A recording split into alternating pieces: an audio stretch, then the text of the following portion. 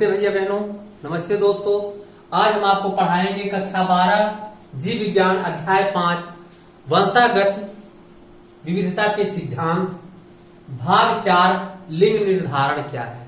लिंग निर्धारण की कौन कौन सी विधियां हैं और लिंग निर्धारण कितने प्रकार के होते हैं। तो सबसे पहले चलते हैं, आइए हम आपको ले चलते हैं। सबसे पहले लिंग निर्धारण क्या है। तो ऐसे जीव जिसमें नर और मादा होने की सुनिश्चितता का ज्ञान होता है वह लिंग निर्धारण कहलाता है। लिंग निर्धारण 3 प्रकार के होते हैं। लिंग निर्धारण 3 प्रकार के होते हैं। वातावरणीय लिंग निर्धारण, दूसरा है जेनिक लिंग निर्धारण और तीसरा है गुणसूत्रीय लिंग निर्धारण। तो पहला चलते हैं वातावरणीय लिंग निर्धारण। जी, वातावरण के प्रभाव के कारण ऐसे पृथ्वी पर जीव पाए जाते हैं जिनका लिंग परिवर्तन हो जाता है, अर्थात नर से मादा, मादा से नर होते हैं। किसके प्रभाव के कारण? वातावरण के कारण। आप सोचते होंगे कि वातावरण के द्वारा कैसे लिंग निर्धारण होता है, तो हम आज आपको बताते हैं वातावरणीय लिंग निर्धारण क्या है।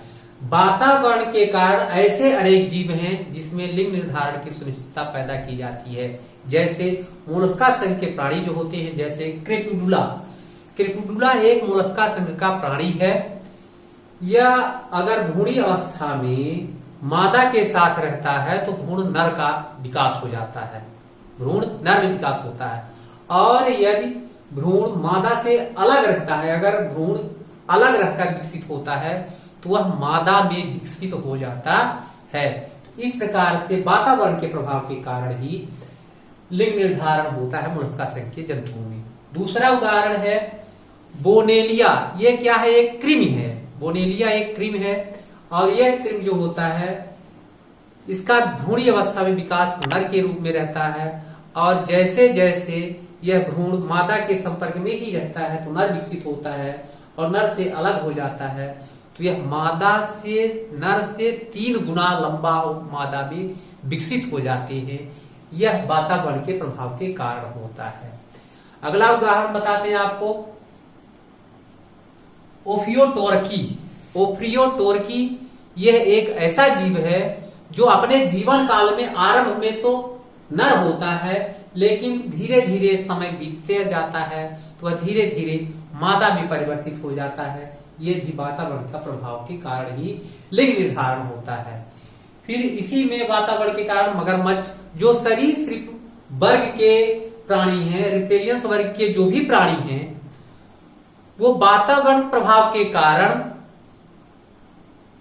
नर से मादा में परिवर्तित हो जाते हैं। अगर वातावरण उच्च तापमान उच्च हो तो नर का विकास तेजी से होता है, और तापमान यदि कम हो तो मादा का विकास होता है। कहते हैं 25 से 30 सेंटीग्रेड, 25 से 33 सेंटीग्रेड के बीच यदि तापमान है तो मगरमच्छों में नर और मादा का संतुलन बना रहता है। इससे ऊपर टेम्परेचर होगा तो नर का विकास, कम टेम्परेचर होगा तो मादा का विकास होता है।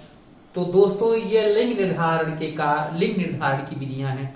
वातावरण प्रभाव के कारण भी जंतुओं में नर और मादा की लिंग की सुनिश्चितता हो जाती है। दूसरा है जेनिक लिंग निर्धारण। जी, जीन्स के कारण, जो मेंडल ने वंशागत के नियम बताया उसके आधार पर ही, वंशागत के आधार पर ही जीन का लिंग निर्धारण होता है। कैसे? इसमें बहुत से ऐसे पौधे हैं जैसे ताड़, पपीता, खजूर, सहतूत, नारियल। ये ऐसे पौधे हैं जिसमें नर और मादा पौधे ही अलग अलग होते हैं। नर और मादा पौधे अलग अलग होते हैं। नर पौधे में नर, मादा पौधे में मादा का विकास होता है, मादा पुष्प का विकास होता है। ऐसे पौधे जेनिक लिंग निर्धारण कहलाते हैं, जो मंडल के वंशागत के नियम के अनुसार ही होता है। तीसरा है गुणसूत्री लिंग निर्धारण। गुणसूत्री लिंग निर्धारण सभी स्तनधारी प्राणियों में गुणसूत्र के द्वारा लिंग का निर्धारण होता है, और इसके साथ इसके अलावा सभी पौधे जो उच्च वर्गीय पौधे होते हैं, अवृतबीजी बीजी पौधे जो होते हैं, उसमें भी लिंग निर्धारण जो होता है गुणसूत्र के द्वारा होता है।